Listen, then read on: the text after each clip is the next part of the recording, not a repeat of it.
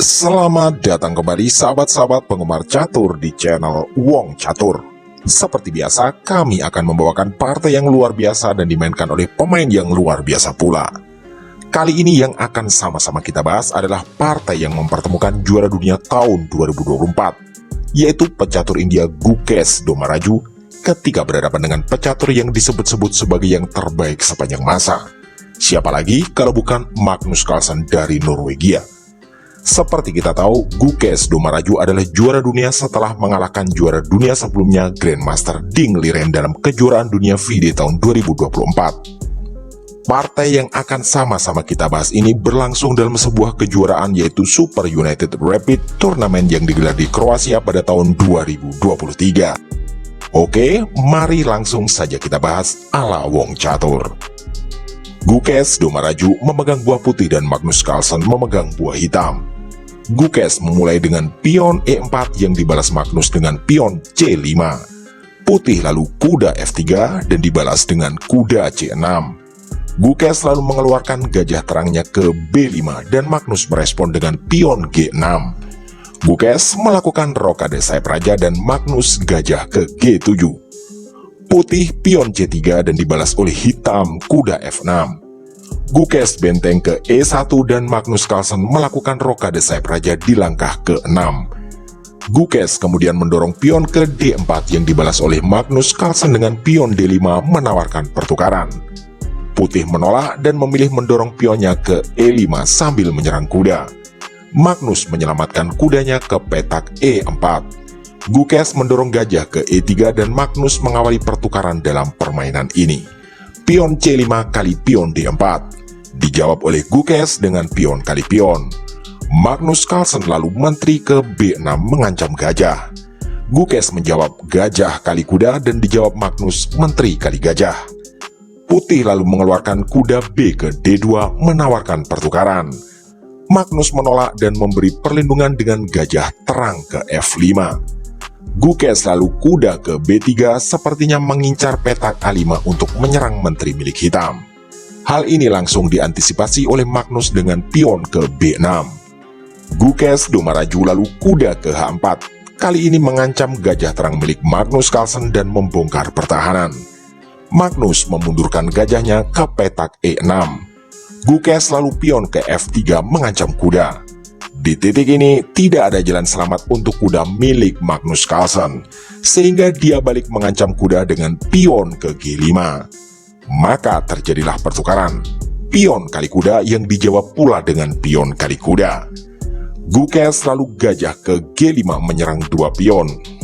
Magnus bukannya melindungi dengan mendorong gajah, tapi memilih pion ke F6 mengancam gajah milik Gukesh. Putih belum menyelamatkan gajah dan memilih benteng ke C1 mengancam menteri, dan Magnus Carlsen memundurkan menterinya ke petak B7. Barulah kali ini Gukesh gajah kali pion H4. Magnus melanjutkan dengan pion kali pion E4. Gukesh lalu mendorong benteng ke C3. Ini menarik karena memunculkan kemungkinan benteng ke G3 dan mengancam raja hitam lewat lajur G. Magnus mengantisipasi dengan mendorong pionnya ke F5 sekaligus mengawal pion E4. Diantisipasi juga oleh Gukesh dengan gajah ke G5. Magnus memilih terus mendorong pionnya ke F4. Di sini terlihat dua pion milik Magnus Carlsen sejajar dan cukup menakutkan. Pertempuran berlanjut dengan menteri putih ke C2 menambah tekanan pada pion pusat C4. Magnus memberi jawaban agresif dengan pion ke H6 mengancam gajah. Gukesh menyelamatkan gajahnya ke petak H4. Magnus Carlsen lalu mendorong terus pionnya ke E3 sekaligus membuka jalur diagonal ini. Kombinasi dua pion Magnus Carlsen terlihat makin menjanjikan. Gukesh Domaraju lalu menteri ke G6 mengancam gajah terang milik Magnus Carlsen sekaligus melindungi pion G2. Di titik ini sepertinya kita akan disuguhi endgame yang agresif dan menarik. Dijawab oleh Magnus, menteri D7 memberi pengawalan. Gukesh lalu menumbuk benteng di C1. Permainan menjadi semakin terbuka. Magnus melakukan pertukaran perwira dengan gajah kali kuda agar pion D4 tidak terkawal. Dijawab oleh Gukesh Domaraju dengan pion kali gajah. Maka Magnus Carlsen menteri kali pion. Sampai di sini posisi putih sangat berbahaya. Mari kita jeda sejenak dengan sama-sama menganalisa. Jika saja di titik ini Gukes ceroboh dengan memukul pion E7, maka akan terjadi skakmat dalam 3 langkah. Kami memberi tantangan 7 detik untuk sahabat-sahabat untuk menemukan langkah skakmat tersebut andai Gukes memukul pion E7.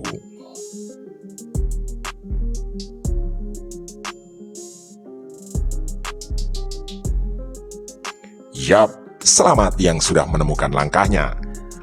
Langkah pertama hitam adalah pion ke E2, open skak. Raja putih tak punya pilihan lain kecuali ke petak H1. Disinilah langkah kedua sebagai kunci, yaitu hitam mengorbankan menterinya ke D1, skak. Putih harus memukul benteng kali menteri dan pion promosi, skakmat. Mari kita kembali ke permainan aslinya. Gukes Domaraju mengambil langkah benteng ke C7 mengancam pion E7. Magnus Carlsen menjawab dengan benteng A ke E8 untuk melindungi pion.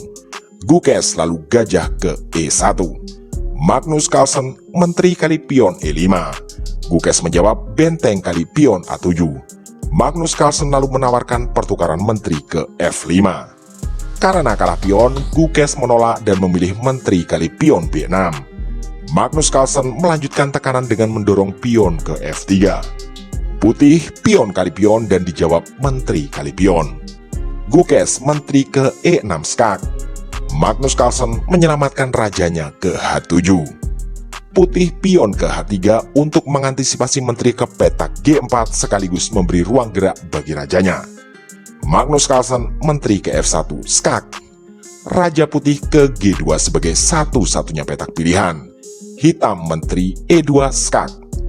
Raja putih ke G3, lagi-lagi satu-satunya pilihan, karena kalau mundur ke baris 1 akan terjadi skakmat oleh benteng.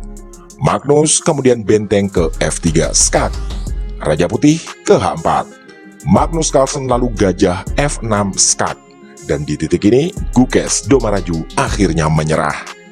Seperti biasa, mari sama-sama kita analisa kelanjutan permainan jika putih tidak menyerah. Langkah terbaik di posisi ini adalah menteri putih pukul gajah dan tentu akan dibalas dengan benteng kali menteri. Maka putih akan kalah segalanya dari hitam. Atau ada pilihan lain, misal raja putih lari ke G4, maka jawabannya adalah langkah cantik pion ke H5 skak. Raja putih terpaksa memukul pion dan balasannya tentu adalah benteng ke F5 skakmat. Benar-benar luar biasa rangkaian langkah-langkah agresif dari seorang Magnus Carlsen yang disebut-sebut oleh banyak orang sebagai pecatur terbaik sepanjang masa.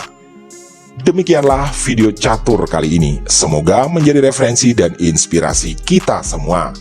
Jangan lupa untuk like, komen, share, dan subscribe bagi sahabat-sahabat yang belum subscribe. Terima kasih telah menyimak, mohon maaf atas kesalahan kata dan sampai jumpa di video catur berikutnya.